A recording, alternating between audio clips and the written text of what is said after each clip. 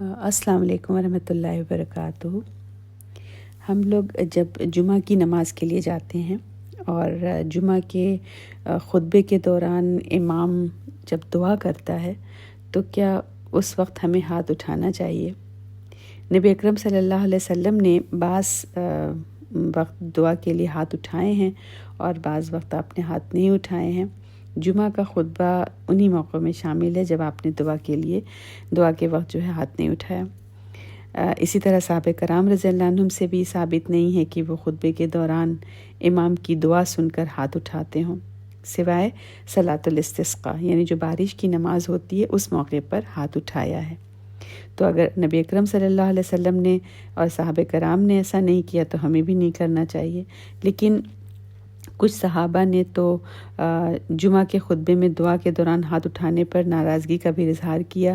جب عمارہ بن رویبہ رضی اللہ عنہ نے بشر بن مروان کو منبر پر خطبے کے دوران ہاتھ اٹھاتے دیکھا تو فرمایا، اللہ ان دونوں ہاتھوں کو بدنما کرے، میں نے نبی اکرم صلی اللہ علیہ وسلم کو اس سے زیادہ کچھ کرتے نہیں دیکھا کہ آپ نے صرف اپنی شہادت کی انگلی سے اشارہ کیا تھا۔ یہ مسلم کی روایت ہے۔ دعا ایک عبادت ہے اور ہر عبادت کے لیے قرآن یا صحیح سنت سے دلیل تو ہونی چاہیے، پھر وہ جائز ہے نہیں تو جائز نہیں ہے۔ نبی اکرم صلی اللہ علیہ وسلم اور صحابہ کرام رضی اللہ عنہم سے جمعہ کے خطبے کے دوران ہاتھ اٹھانا ثابت نہیں، تو ہمیں بھی ایسا نہیں کرنا چاہیے۔ یہ حکم مقتدی اور امام دونوں کے لیے۔ ہمیں چاہیے کہ خاموشی سے امام کی دعا پر آمین کہہ دیں بغیر ہاتھ اٹھائے۔